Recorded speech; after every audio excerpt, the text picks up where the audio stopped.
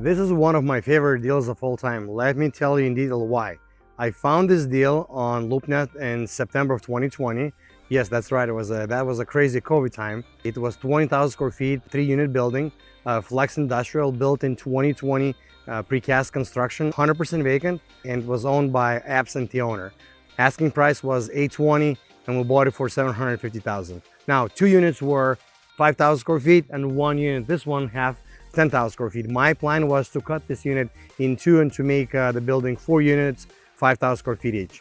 I underwrote this building that I can get $9 gross, which will yield approximately $1.4 million in value at 10 cap, which was really conservative. But mind you, we're at COVID time, so I was pricing in that being very conservative.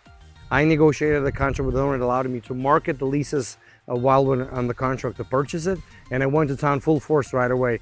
I leased 2 units in the back within 2 weeks of marketing, and the terms of the lease that they will move in 1 month after closing. And tenant improvements were light. It was just repainting, LED lighting, refreshing bathrooms, so no major renovations. And for financing, initially I went with a hard money lender because it was vacant. So we got term sheet at 20% down, 2 points and 10% interest rate.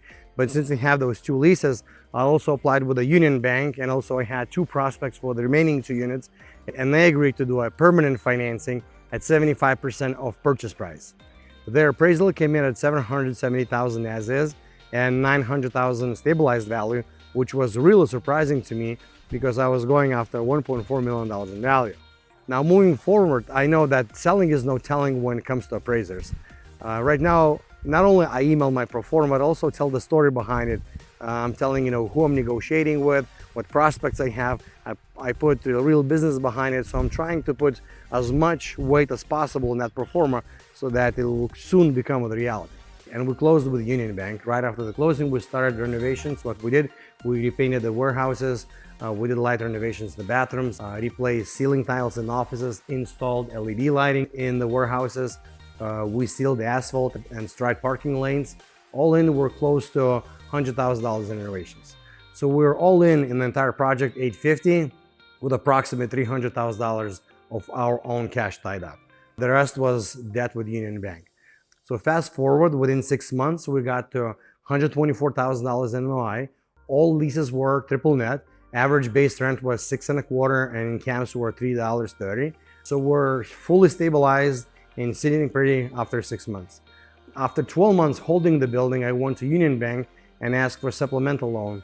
So the goal was to take $300,000 of our own cash that we have tied up and put it in a deal. The response from Union Bank was negative, so in hindsight, I think we should have went with a bridge program, not with a permanent financing, because our goal was always to refinance as soon as we stabilize so we can put that cash and put to work another deal. After a no from Union Bank, we got a yes from Green State Credit Union, and shocker, it appraised at $1.6 million as is. They verified at 100% of our basis, which was $850,000 at 3.85 rate, those COVID rates, right?